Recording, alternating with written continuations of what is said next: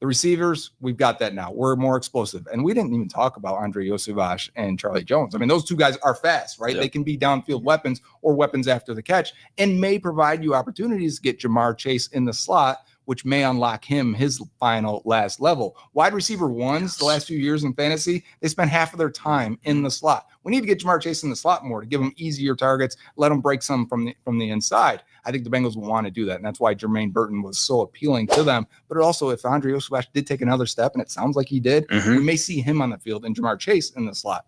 It sounds like fun, right? We can do a lot of fun things with that. The last key piece is pass protection, of course, and I think that's where Zack Moss comes in because he's your RB1 now can pass protect. They haven't had that. Yep. And then number two, now you can have a committee approach at running back. They couldn't do it before. Their lead back did not like that. They didn't want to ruffle any feathers. Now you have guys that you can mix around at will and get explosive plays out of Chase Brown, which we have not got in the running game with Joe Burrow. I mean, the first time the coming out party was when we were down at the First Star Beach House, Jacksonville game, right? Yep. Chase Brown, I was like, oh, he's about to have a breakout what a night. game. And he did. And Jake Browning. Humble brag. Right. Oh, it was an awesome time. Maybe next time we'll bring Ron with us, right? But it was a great time. And Jake Browning didn't do anything crazy. It was his weapons making plays after the catch for the most part. And that was just making the right reads on the little levels concepts. Yeah, just taking what was there. Now insert Joe Burrow into that. Mm-hmm.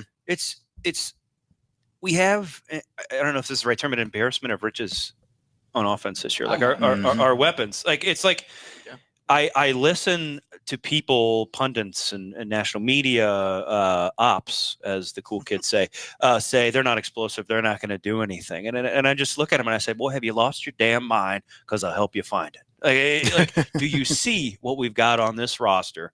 And if 9's healthy, you're done. I'm sorry. We're going to be explosive this year.